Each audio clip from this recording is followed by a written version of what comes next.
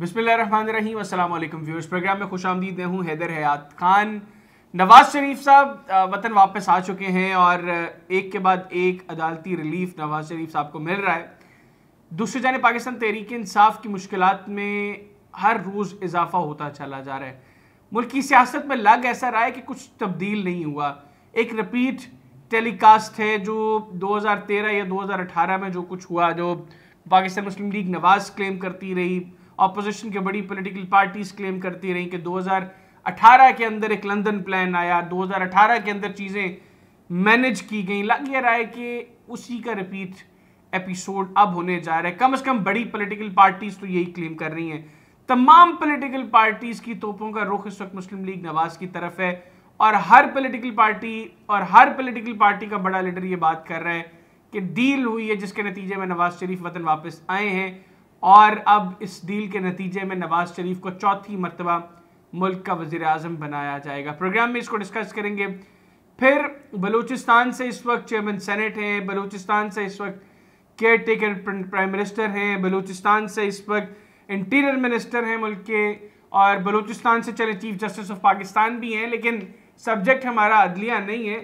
ये जो बड़े पॉलिटिकल लीडर्स बलूचिस्तान से हैं, जो एक ही पॉलिटिकल पार्टी से जिनका ताल्लुक है, बलूचिस्तान अवामी पार्टी जिसको बाप कहा जाता है, तो बाप के ये लीडर्स की आपस में कोई रंजिश चल रही है, इसको एक्सप्लोर करने की कोशिश करेंगे। फिर जो मुलाकात हुई थी निगरान वज़ीर आज़म अनवारुल हक काकड़ साहब की और साबिक वज़ीर आला बलूचिस्तान जान कमाल साहब की मरीम नवाज साहिबा से, अब एक मरतबा फिर वही आवाज़ें जो है वो दोबारा सर्कुलेट होना शुरू हो गई हैं, दोबारा गूंजना शुरू हो गई हैं कि ये दोनों साहबान तो मुस्लिम लीग नवाज में शामिल होना चाहते हैं और बीएपी नून लीग की बी टीम के तौर पर भी काम कर सकती है। तो जो डिवीज़न पार्टी के अंदर है उसके बाद ये मुमकिन है, इसको भी प्रोग्राम में जाने की कोशिश करेंगे। मेरे साथ वीडियो लिंक पर सिब्बी से मौजूद हैं नवाब गौस बख्श बारोजई साहब, फॉर्मर चीफ मिनिस्टर हैं बलूचिस्तान के, मुल्क के एक ज़ीरक सियासतदान हैं। नवाब साहब बहुत शुक्रिया आपके वक्त का। अस्सलाम वालेकुम।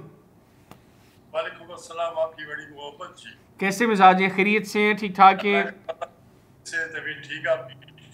अल्लाह का करम। नवाब साहब पहले तो नवाज शरीफ साहब वापस आ गए हैं और अब एक मरतबा फिर कहा यह जा रहा है कि चौथी मरतबा नवाज शरीफ मुल्क के वज़ीर आज़म बनने जा रहे हैं। आप से भी बैठ कर, आप पिछले दिनों कोयटा से भी होके आए हैं, आप क्या जज कर रहे हैं इधर कोयटा में बलूचिस्तान में बैठ कर? हैदर खान, आप देख लीजिए जी, पाकिस्तान बना एक सियासत के नतीजे में, बड़े आला किस्म की सियासत थी, कुछ रीजंस थे जिसकी रीजंस की वजह से हम जुदा हो गए। बहुत अच्छा मुल्क, बहुत खूबसूरत मुल्क बन गए। जीरो से स्टार्ट किया हमने और काफी ऊपर पहुंच भी गए। ऊपर पहुंचने के बाद हमारी पॉलिटिकल पार्टीज का जो फेल्योर इस वक्त तक मैं देख रहा हूँ, शुरू से लेके आज तक के, उन्होंने एक पॉलिटिकल एनवायरनमेंट ऐसे नहीं बनाया कि जिसमें हर एक आदमी आराम से रह सके, चाहे गवर्नमेंट में हो, अपोजिशन में हो या कहीं और हो, आजाद। अब मसला ये है कि 75 ईयर्स जो है पास हैं, गुजर गए हैं, लेकिन अब तक हम जवान नहीं हुए। मैं आपको एक बात बताऊं कि इस मुल्क में सिर्फ और सिर्फ पॉलिटिकल पार्टीज का किरदार अगर सही होता, अवाम के लिए होता और पब्लिक के लिए होता और मुल्क के लिए 100% होता, अपनी जात को छोड़ के, तो हम बहुत आगे जा चुके होते।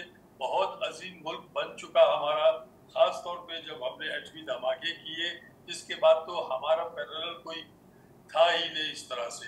लेकिन हम एकदम ऊपर जाने के बाद इतनी तेजी से नीचे गिरे हैं, हमको अब समझ में नहीं आ रहा कि कौन सही कौन गलत। आप देख लीजिए 2013 के इलेक्शन से मैं बात करता हूँ। मैंने मियां नवाज शरीफ से कहा था कि आपको अल्लाह ताला ने बहुत कुछ दे दिया, आप 2 बार वज़ीर आज़म, 2 बार वज़ीर आला, भाई आपका वज़ीर आला, तो आप लोगों ने बहुत कुछ देख लिया है। आपका खानदान तारीख में याद रखा जाएगा अगर तीसरी बारी आप मुल्क को सही तरीके से चलाए। अपोजिशन को अपोजिशन करने दें, आप अपनी हुकूमत करते जाएं और सही तरीके से, किसी को अपना कमजोर पॉइंट मत दें। कमजोर पॉइंट हैदर खान बहुत ज्यादा थे। मियां साहब की सियासत इस वक्त, मैं कह रहा हूँ ना, किसी ने मुझे कहा तो मैंने कहा जी मुझे हसद किसी से नहीं होता और काबिल रश्क भी कोई नहीं है हमारी सियासत में, ठीक है जी। तो अब क्या किया जाए इस मुल्क का? कि 3 बार वजीर आजम और उसके बाद हुक्मरानी तो माशाल्लाह 78 से लेके आज तक उनकी हुक्मरानी है। और अगर नहीं भी होते तब भी सिस्टम में, एस्टेब्लिशमेंट में, हर जगह पे मैंने उनको कहा कि आपके आदमी हैं, आप बहुत कुछ कर सकते हैं और आप मुल्क को स्टीयर अवे कर सकते हैं, क्योंकि यहाँ पे बैठे हुए लोग जिसको आज़ादी पसंद भी कहा जाता है, हालांकि ऐसा नहीं है, सिस्टम की खराबी की वजह से वो लोग ऐसी बात करते हैं। आज़ाद कोई नहीं हो सकता, न कर सकता है, किसी को ये हिम्मत और ताकत नहीं है। लेकिन अब इतना कमजोर कर दिया गया, तो मैंने उनसे यही कहा था कि आप अपनी जात को भूल जाए और सारे पाकिस्तान को एक ही तरीके से देखें और चलाएं, क्योंकि लोग हमेशा कहते हैं आप 62% है जनाब आबादी का, पंजाब में सबसे बड़ा सूबा है। तो मैंने कहा बड़े सूबे से है, लोग गालियां देते हैं, खामखा देते हैं कि पंजाबी एस्टेब्लिशमेंट, पंजाबी फौज और पाकिस्तान पंजाब का है, ये है वो है। इन बातों को आप धो दें वंस फॉर ऑल। ये नहीं है कि जी हमने वो सियासत करनी है कि हमको भी फायदा हो और आइंदा के लिए भी हम ही रहें, के अंदर रहेंगे, इस सरहदों के अंदर रहेंगे, वो लाइन ऑफ कंट्रोल्स जो चारों तरफ हमारी हैं वो सेफ हो और हम अंदर सेफ हो, पॉलिटिकली, सोशली। अब पॉलिटिकली और सोशली आप देख लीजिए कि क्या हो रहा है, कितना स्टैंडर्ड हमारा, कितना ग्राफ नीचे आ गया। अच्छा नवाब साहब, ये तो बिल्कुल आप बजा फरमा रहे हैं, लेकिन मसला ये है, मियाँ साहब आप मफाहमत की बात कर रहे हैं, वो कह रहे हैं कि मेरे ज़ख्म तो इतने हैं कि अगर मैं उनको करे दूं तो फिर तो मामला और हो जाएगा, लेकिन अभी मुल्क के लिए मैं सब कुछ भूलने को तैयार हूं, और मफाहमत की वो बात कर रहे हैं। आपको लगता है कि मियाँ साहब जिस नेचर के मालिक हैं उसमें लंबे अरसे तक कोई मफाहमत चल सकती है, या आपके ख्याल में ये सिर्फ इंतखाबात से पहले तक की बातें, इंतखाबात के बाद टोन चेंज हो जाएगी, अगर मियाँ साहब दोबारा इक़्तिदार में आते हैं, इंतखाबात के बाद माहौल चेंज हो जाएगा, बयानिया तब्दील हो जाएगा? बहुत अच्छा सवाल किया है हैदर खान। आपको एक चीज बताऊं, अगर उनकी ख्वाहिश ये है कि हम मफाहमत करते हैं तो बिस्मिल्लाह, पहला दिन आए थे तो उसी दिन ये शुरू कर देते। जिस तरीके से आए हैं ये किसी कानून में नहीं लिखा हुआ, लेकिन चलिए अबव द लॉ है तो कोई मसला नहीं है। वो आ गए थे तो बिस्मिल्लाह करते, वो जहर ना उगलते उनकी पार्टी के लोग, उनकी साहिबजादी जो जहर उगलती है, जिनको नफरत है हद से ज्यादा, जो आप और हम देख रहे हैं, मुझसे ज्यादा आपको पता है, तो सब भूल जाते, गुज़िश्ता सलावात आइंदारा एहतियात कर लेते। चलिए ठीक है, एक पार्टी को इतना दबा दिया उन लोगों ने कि वो पार्टी बिल्कुल, अब लगता तो नहीं कि है, क्योंकि मैं पहले भी कहता था, इमरान के दौर में मैं कहता था कि भाई ये पीटीआई एक पार्टी नहीं बन सकी है, एक ग्रोह है, एक जमगठा है, और इमरान की जात का जो कैरिस्मा था वो उसको कैरी कर रहा था।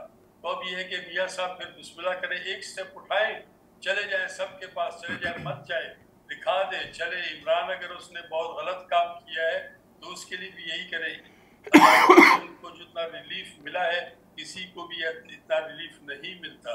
आपको बताऊं कि इनका जिस दिन लाहौर का जलसा था, हमारे बलूचिस्तान के एक बहुत बड़े लीडर भी हैं, यहाँ पे वजीर भी रहे हैं, उनकी पार्टी में गए, कई पार्टी में, इस पार्टी से निकल के दूसरी से तीसरी इसमें आ गए। उसको स्टेज पे जिस तरीके से धक्के दिए गए, मुझे शर्म आई। मैंने कहा कि मैं कभी नजदीक भी नहीं जाऊंगा इन लोगों के। इनको चाहिए कि अब उभर जाए जी, पैसा बहुत, इज्जत बहुत, रिस्पेक्ट बहुत।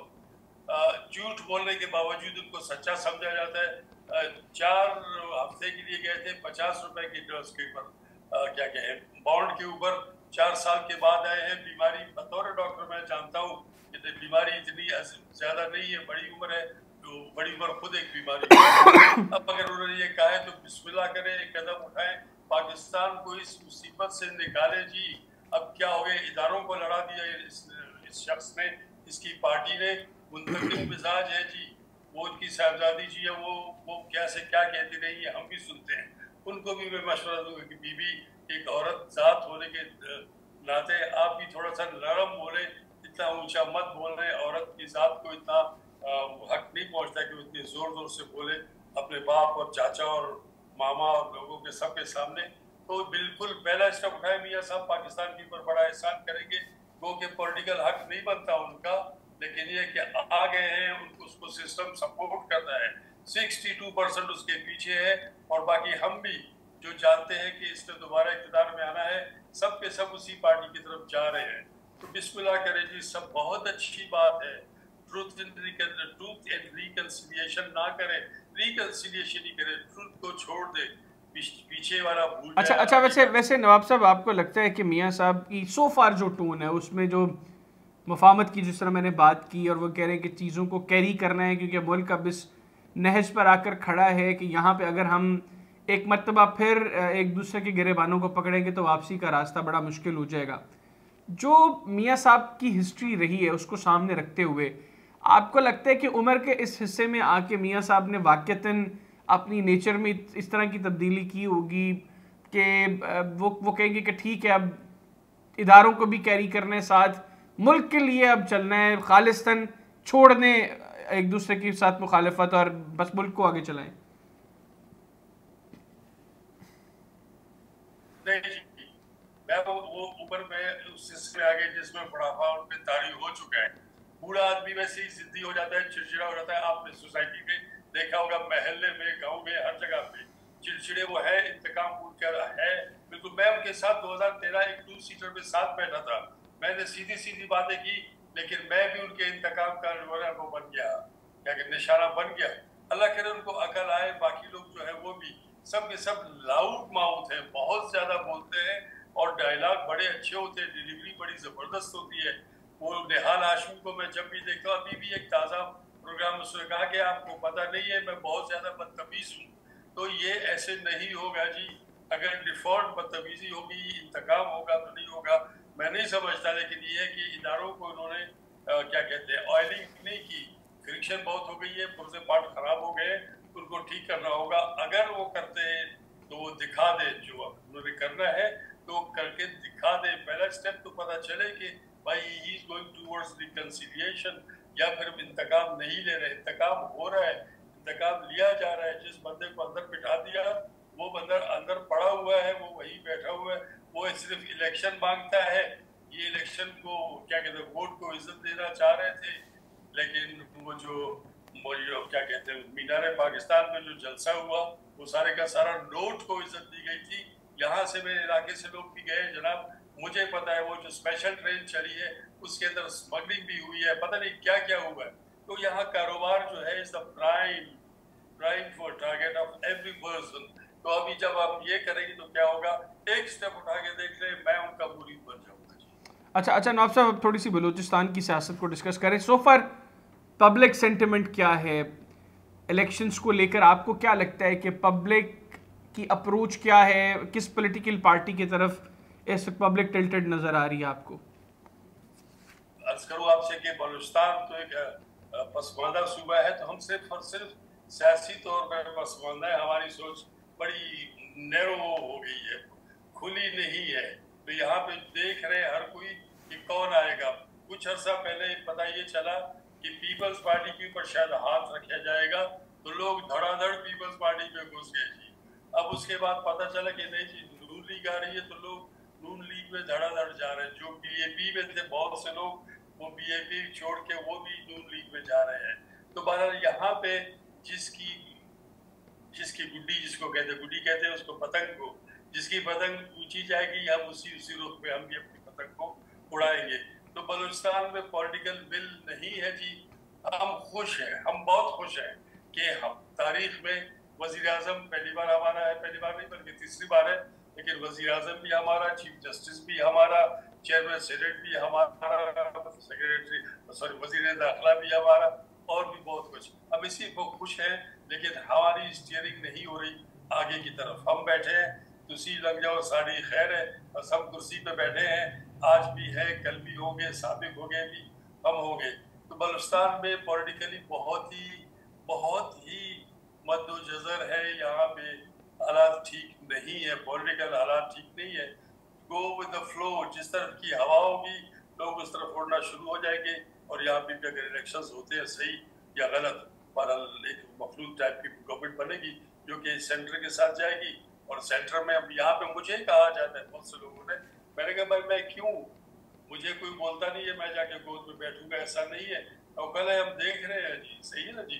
तो बलूचिस्तान में भी सूरत हाल कोई नहीं है, हर कोई सोच रहा है, लॉबिंग कर रहा है, क्या वो हमारे साथ, कल हुकूमत हमारी है, अब देखिए हुकूमत किसकी होती है, ये बिल्कुल अल्लाह ठीक, बेहतर जानता है। बिल्कुल ठीक होगा। अच्छा नवाब साहब, थोड़ा सा ये भी बताइएगा कि अभी जाम कमाल साहब की एक मुलाकात हुई अनवारुल हक काकड़ साहब की और जाम कमाल साहब की मरियम नवाज साहिबा से, जिस वक्त अनवारुल हक काकड़ साहब केयर टेकर प्राइम मिनिस्टर बनने उससे पहले उस वक्त की चैम्पोइयाँ शुरू हो गई कि ये दोनों हजरात मुस्लिम लीग नवाज़ में जाएंगे, लेकिन बाद में वो शमूलियत भी ना हुई और अनवारुल हक काकड़ साहब इंटरम प्राइम मिनिस्टर भी बन गए। अभी एक मरतबा फिर ये बातें होना शुरू हो गई हैं। एक तो ये बताइएगा कि कोई डिवीजन है बलूचिस्तान अवामी पार्टी के अंदर, ग्रुपिंग्स हैं, मतलब जाम कमाल साहब और अनवारुल हक काकड़ साहब और सरफराज बुगटी साहब एक तरफ और सादिक संजरानी साहब और अब्दुल कदूस बजंजो साहब, ये सारा ग्रुप दूसरी तरफ है। बिल्कुल जी, वाजे है, बिल्कुल वाजे है हो गया। और सैटेलाइट इमेजिंग पे भी आप देख लेंगे तो आपको दीवारें चीज नजर आती है ना जी। तो इस तरह से वो ये वाजे है, लेकिन एक दूसरे से बाहर नहीं निकलते, क्योंकि मुर्शिद जिसका एक हो तो वो मुर्देन आपस में बने या ना बने, तो लेकिन ये कि उस दरगाह में जाते हैं। जाम कमाल साहब की पॉलिटिक्स आपके सामने है, इस फैमिली की पॉलिटिक्स आपके सामने है। ये हर पार्टी में जाते हैं एक हुकूमत की खातिर, और हुकूमत इनको मिल भी जाती है। बलूचिस्तान वहीं पे खड़ा है, यहाँ पे ऐसे भी लोग हैं, हैदर खान, मैं जी आपको क्या बताऊं कि हर एक ने अपने आप को बनाया। 2.5 करोड़ की जो है ना डाइनिंग टेबल भी एक बंदे को मिली है कि भाई ये मेरा काम कर दो, तो 2.5 करोड़ की डाइनिंग टेबल पे हम पश्तून, हम बलोच जो है जमीन पे बैठ के, चटाई पे बैठ के खाने वाले हैं, नवाब हो, सरदार हो या कोई भी हो। लेकिन 2.5 करोड़ की डाइनिंग टेबल पे जब मैं बैठ के खाना खाऊंगा तो मेरा ख्याल ये होगा कि मेरा फिर जो दूसरा फर्नीचर है वो भी अरबों रुपए में हो। तो तो ये वो कुछ नहीं ढाई हो करोड़ सकता। की वो 2.5 करोड़ की टेबल कोयटा गई है कि इस्लामाबाद गई है? नहीं नहीं, यहीं पे कोयटा में, कोयटा से भी किसी और तरफ गई होगी, गांव में किसी में गई होगी। बहरहाल मैं आपको बता रहा हूँ लाइफस्टाइल ये है जी, ओलिगार्किक सोसाइटी आ गई है। तो न जाम साहब कुछ कर सकते हैं, न कद्दूस कर सकता है कुछ, न कोई और कर सकता है। यहाँ कोई सरदार, कोई नवाब डिलीवर नहीं करेगा, सिर्फ और सिर्फ अपनी जात के लिए करेगा। और बाप में तो डिवीजन है ही है जी, बाप बनाई गई। फिर हैदराबाद खान आपको पता है जी, अगर अनवर काकड़ हमारे प्राइम मिनिस्टर है, चलो ठीक है, मैं खुश कि बलूचिस्तान का क्या कहते हैं मुफ्ती साहब जो है हमारे सरफराज, वो मैं उनकी फैमिली को जानता हूँ, फैमिली फ्रेंड थे मेरे वालिद के। हमने क्या नहीं किया, लेकिन वी डोंट नो ईदर, क्योंकि मैं किसी पार्टी में कोई तस्वीर दिखा देना कि मरियम बीबी से मिला, जरदारी से मिला, या उसके बेटे से मिला, या किसी और से मिला। जाहिर है मैं भी पॉलिटिकल एनिमल हूँ, मुझे भी वही चरागा चाहिए जहाँ पे वो चल रहे हैं चीजें। तो मैं चुप करके बैठा हूँ इसलिए कि मैं सीधी राह पे चलने वाला हूँ। तो बाप पार्टी बनाई जिस तरह से गई थी, जिस बंदे ने बनाई, मुझे जाती तौर पे पता है, मैं उसको जानता हूँ अच्छी तरह से। और ये बाप के अलावा कोई और भी बनेगी तब भी तो जाएंगे, लेकिन मेरा ख्याल है कि इस वक्त बाप को भी रखेंगे और बाप को थोड़ा सा हैवी करके इनको एक कोalition की तरफ ले जाएंगे। कोalition के हेड फिर अब नून लीग होती है, जमयत होता है, या कोई और होती है, ठीक है ना जी। लेकिन ये है कि यहाँ पे बिल्कुल मामला साफ है, यहाँ पॉलिटिकल काम कोई नहीं हो रहा, बाकी काम सब बलूचिस्तान से हो रहे हैं। बलूचिस्तान खुशकिस्मत और क्या कहते हैं अमीर तरीन सूबा है इन मामला में, वैसे हम पसमानदा है, हमारे रोड ही सीधे नहीं बने अब तक। अच्छा नवाब साहब, लेकिन अभी अभी आप क्या समझते हैं आखिर में इलेक्शन से पहले ये जो बलूचिस्तान अवामी पार्टी की डिवीज़न है, ये ज़्यादा बड़ी डिवीज़न हो सकती है? लोग पार्टी छोड़कर दूसरी पॉलिटिकल पार्टी में कोई एक ग्रुप जा सकता है, मर्ज हो सकता है, या आपके ख्याल में ये इकट्ठे ही इलेक्शन लड़ेंगे और उसके बाद जो आप कह रहे हैं कोलिशन में जाएंगे और सारे मामला होंगे? कोलिशन ही हुई है हैदराबाद खान, सीधी बात है। इनमें डिविजन्स है, छोटे छोटे क्रैक्स हैं, कुछ क्रैक्स बढ़ जाएंगे, कुछ क्रैक्स वैसे ही रहेंगे आइंदा के लिए। बाप पार्टी शायद सर्वाइव कर जाए इस इलेक्शन तक, उसके बाद ये टूटेगी, कोई और पार्टी बनेगी। बाप का कोई मुस्तकबिल नहीं है। लेकिन अब्दुल कदूस बजंजो साहब जाम कमाल साहब को as chief minister Balochistan accept करेंगे या जाम कमाल साहब बजंजो साहब को? इनको करना पड़ेगा जी, कोई मसला ही कोई नहीं है। अच्छा। ये पॉलिटिकली जो है इतने मेच्योर नहीं है। पॉलिटिकली अगर मेच्योर होते तो मेच्योरिटी की बात ही कुछ और होती है। इनको हालात ने जो ना, कदूस बजंजो ये खुशकिस्मत लोग हैं जी। खुशकिस्मती इनकी ये है कि देखिए हुकूमत में आते भी हैं, विजन और विल क्या है उनकी वो आप ज्यादा एसेस कर सकते हैं।